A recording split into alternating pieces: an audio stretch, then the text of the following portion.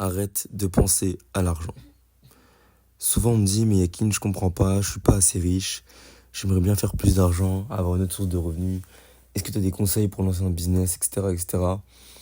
Et j'aimerais bien m'offrir plus de choses, j'aimerais bien acheter des voitures, offrir des choses aux gens, etc. Donc souvent, les gens sont, on va dire, constamment occupés par la question de l'argent. Ils sont constamment dans le fait de vouloir faire plus d'argent, de vouloir créer une source de revenus, ce qui est tout à fait normal, ce qui est tout à fait excellent, sauf que ils en oublient le reste.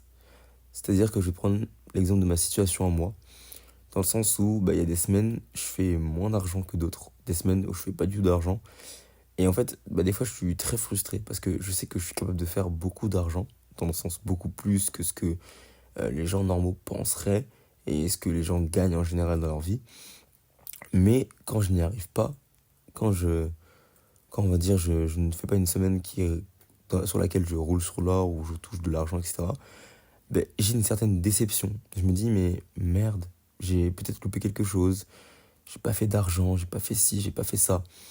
Alors qu'en vrai, au final, la vérité, l'honnêteté dans tout ça, c'est qu'on s'en fout. Honnêtement, on s'en fout. C'est pas qu'on s'en fout de l'argent, mais ce que je veux dire, c'est que l'argent, ça sert à rien s'il n'y a pas autre chose à côté. C'est-à-dire que c'est quoi autre chose? C'est quoi les autres choses qu'il faut à côté? Parce que aujourd'hui, l'argent, en fait, c'est quoi? Ma définition de l'argent, pour te la faire simple et courte, de ce que j'ai réalisé de l'argent, et peut-être que cette phrase te fera écho plus tard, c'est que l'argent, tout simplement, c'est la liberté d'offrir des moments. C'est-à-dire que via l'argent, tu peux offrir des cadeaux qui vont créer des moments, tu peux offrir des voyages, et du coup, tu vas offrir des moments aux personnes. Mais au final, l'argent, c'est pas tout. Parce que par exemple, moi, dans mon business, aujourd'hui, oui, je peux toucher de l'argent, etc. Et quand j'en touche pas, je suis peut-être déçu. Mais derrière, je n'oublie l'impact que j'ai toutes les semaines, tu vois. J'en oublie que j'ai 10 000 personnes qui me suivent sur Instagram. J'en oublie qu'il y a des centaines de gens qui sont motivés par mes contenus tous les jours, des milliers de gens qui sont motivés par mes contenus, qui regardent mes vidéos, qui sont assidus, qui lisent les descriptions, qui prennent en note, qui appliquent les conseils. Et ça, en fait, je m'en rends compte chaque semaine en faisant des appels de sélection avec les gens. C'est-à-dire que les gens, la première chose qu'ils font en général, c'est qu'ils me disent écoute, déjà, j'aimerais bien te remercier parce que tes contenus ils m'aident tellement, je prends des notes sur chacune de tes vidéos, etc. Et moi, je ne pensais pas que les gens, un jour, prendraient des notes sur mes vidéos. Je ne pensais pas qu'un jour, ma discipline, elle allait m'emmener, en fait, autant de bénéfices. Je pensais pas que les gens, ils allaient prendre tout mon travail, prendre à la lettre tout ce que je dis et l'appliquer et m'envoyer des résultats après. Moi, c'est vraiment quelque chose qui m'a choqué de prime abord. Et aujourd'hui, c'est quelque chose que j'aimerais bien te transmettre en fait. C'est que aujourd'hui, la discipline, pourquoi c'est important? Parce qu'elle te permettra d'avoir des résultats auxquels tu n'auras pas pensé immédiatement. Déjà, en étant discipliné, t'as beaucoup de choses qui vont s'ouvrir à toi dans le sens que tu vas pouvoir bâtir un physique parce que du coup, la discipline va faire que tu vas tenir tes habitudes sportives, que tu vas tenir ta nutrition. La discipline va également faire que tu pourras monter un business, que tu vas être assidu dans le fait de travailler sur ce business tous les jours. La discipline va faire que par exemple tu auras des bonnes notes en cours parce que du coup tu seras assidu sur ton travail à l'école, que tu vas vouloir travailler beaucoup plus souvent tes cours. Et donc la discipline en fait c'est quelque chose qui peut t'apporter énormément de choses dans la vie de tous les jours, dans la vie en général. Mais alors, euh, bah, comment on va dire se détacher de juste le résultat et prendre aussi on va dire tous les autres aspects, comment en fait se rendre compte que tu fais d'autres choses qui t'apportent des résultats dans d'autres domaines et qui ne sont pas que financiers. Le moyen déjà c'est de se rendre compte via l'écrit, donc tu prends un petit cahier de journaling et au final tu vas te rendre compte de qu'est-ce que tu as accompli, de quoi est-ce que tu peux être fier, de quoi est-ce que tu peux être fier récemment dans ta vie. Et en fait tu vas te rendre compte que il n'y a pas que l'argent en fait. Tu vas te rendre compte que je suis fier, par exemple, j'ai gagné 5 kilos en 6 mois, ou j'en ai perdu 10 en un an, ou je sais pas, moi, j'ai couru un marathon, ou je sais pas, j'ai appris le piano, j'ai appris une nouvelle langue. En fait, il y a tellement de choses pour lesquelles tu peux être fier de toi et reconnaissant.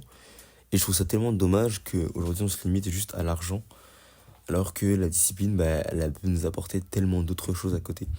Par exemple, moi, dans mon cas, la discipline, certes, elle m'a apporté de l'argent quelque part, mais elle m'a surtout apporté de la reconnaissance et un statut social que je n'aurais jamais pu acquérir auparavant si je n'avais pas été discipliné.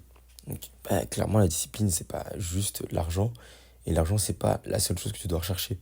Tu dois aussi rechercher l'accomplissement personnel, tu dois rechercher la gratitude, la reconnaissance des gens, le soutien, l'amélioration physique et mentale. Et bien sûr que l'argent, ça en fait partie. Bien sûr qu'au bout d'un moment, au bout du compte, tout ton travail, bah, il va se traduire par des pesos. Il va se traduire par plus d'argent sur ton compte en banque. Ça, c'est obligatoire, tu vois, c'est sûr. Mais il faut pas prendre en compte que ça. Et ça, en fait, je m'en rends compte de plus en plus parce qu'on fait beaucoup une fixette sur ça quand on commence le business parce que on nous dit il faut que tu sois obsédé. Tu vois, tu vois cette phrase de Jordan B. Peterson qui dit You should be obsessed. Tout le monde le dit. Hamza, il le dit aussi. Plein de grands, on va dire de grands penseurs, c'est un grand terme, de grands penseurs du dev perso actuel disent You should be obsessed. Et quand tu commences le business, du coup, tu dois être obsédé par quoi? Bah, par faire de l'argent, ce qui est normal. Sauf que bah, cette obsession, au bout d'un moment, elle doit ne plus être centrée sur l'argent et la valeur financière et monétaire au bout d'un mois, mais elle doit aussi être concentrée sur bah, est-ce que cet argent il t'a apporté un statut, est-ce qu'il t'a apporté une stabilité mentale, est-ce que tu es en forme physiquement, est-ce que tu es heureux, est-ce que tu peux faire plaisir aux gens, etc. En fait, au bout d'un moment, bah, tu dois pas prendre en compte juste uniquement l'argent. Et c'est quelque chose que bah, tu vas mettre peut-être du temps à te rendre compte. Et au départ, honnêtement, ne m'écoute pas. Je te le dis la vérité. Aujourd'hui, tu écoutes mon podcast, tu vas écouter mon conseil, tu vas peut-être le mettre en place. Mais ce conseil-là, je te le conseille pas de l'appliquer immédiatement. Si t'es quelqu'un qui commence dans le business et qui veut faire de l'argent, honnêtement, mais sois obsédé par l'argent. Sois obsédé par le fait de faire de l'argent. Pourquoi? Parce que c'est contradictoire, dit comme ça, c'est très contradictoire. Mais si moi j'en suis arrivé là, à mon résultat aujourd'hui, c'est parce que j'étais obsédé par l'argent. Donc je peux pas te dire d'arriver au même résultat que moi en faisant des choses différentes de moi. Donc il faut que je sois honnête avec toi. Et l'honnêteté, donc c'est ça, c'est qu'au début, tu vas devoir vraiment être obsédé par l'argent. Mais après, il va falloir que tu te réussisses à t'en détacher. Et si par exemple, aujourd'hui, tu écoutes ce podcast et que tu es quelqu'un qui fait déjà de l'argent en ligne, et ben, j'espère pour toi que tu es une personne quand même qui arrive à se détacher, on va dire, de cette valeur financière, qui arrive à se détacher des chiffres sur son compte en banque. Même s'il faut affronter la vérité en face et aller voir son compte en banque régulièrement pour voir si vraiment bah, c'est bon ou c'est pas bon. Il faut savoir si on est dans le rouge ou pas. Ça, par exemple, c'est une grosse erreur que j'ai faite au départ, c'est de pas, on va dire, regarder mes comptes en banque souvent. Donc, par exemple, bah, moi, j'avais peur d'ouvrir mon compte en banque le matin et d'aller affronter la vérité et de me dire, bah là, je suis broke, tu vois, là, je suis pauvre.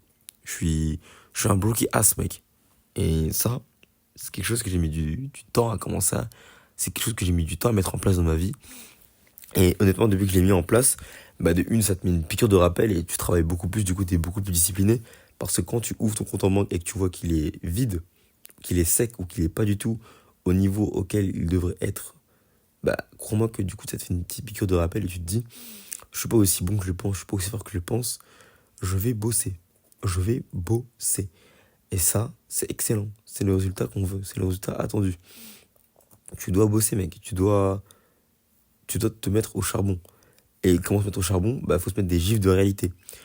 Tout à l'heure, j'ai fait une conférence à mes élèves. Donc, on avait le coaching olympique, qui était donc à 20h aujourd'hui parce qu'on a dû le décaler. Et dans la conférence, je leur ai fait 9 points essentiels de la discipline. Et je te le dis ici, en spoil, un des points, c'était la gifle de réalité. Donc, c'était plutôt à qui se comparer. Sauf que là, du coup, c'est pas à qui se comparer, c'est surtout quoi regarder pour prendre cette gifle. Ça, je leur ai pas dit. Donc, si aujourd'hui, bah, t'es un de mes élèves et t'écoutes ce podcast, déjà, ça complète du coup le point qu'on a vu en appel. Et si t'es pas du tout un de mes élèves mais que t'écoutes quand même ce podcast, bah écoute, ça va t'enrichir. Parce que du coup, la gifle de réalité, c'est quoi? C'est, premièrement, de se comparer à une personne qui est rivale avec nous, donc une personne qui est à notre niveau, une personne qui est 10 fois plus forte que nous et une personne qui est 100 fois plus forte que nous. Donc ça, c'est, on va dire, c'est des gens qui vont pouvoir te mettre des gifles de réalité chaque jour. Et surtout, la gifle de réalité, c'est quoi? C'est, premièrement, tous les matins, tu vas regarder l'état de ton physique devant un miroir, donc tu vas te mettre tout nu, ou torse nu, ou en slip, ou en culotte, comme tu veux, face à ton miroir, et tu vas regarder ton physique. Est-ce que tu as un physique de merde, ou est-ce que tu as un bon physique? Donc tous les jours, tu vas te confronter à ton physique. Ensuite, tu vas te confronter à ton compte en banque, tu vas regarder l'état de ton compte en banque, et si par exemple tu es un créateur de contenu, tu vas te confronter à ton nombre d'abonnés, à ton nombre de vues, et tu vas voir qu'en fait, bah, tu stagnes. Si tu es un étudiant, tu vas aller te confronter à tes notes, tu vas te dire, bon, j'ai pas des si bonnes notes que ça, bon, c'est-à-dire qu'il faut que je travaille encore un peu plus, tu vois. En fait, c'est que dans la vie, il faut pas être dans le déni. Faut se mettre des gifs de la réalité. Ça, c'est quelque chose que les gens, tu vois, ils ont peur de faire, c'est de se confronter à la réalité. Sauf que c'est la chose qui va te faire le plus avancer. Parce que quand tu es conscient que tu es une merde, pour le dire vulgairement, quand tu es conscient que ton état actuel, c'est que tu es dans la situation où tu te considères comme une merde, bah c'est là où tu vas vraiment commencer à te bouger.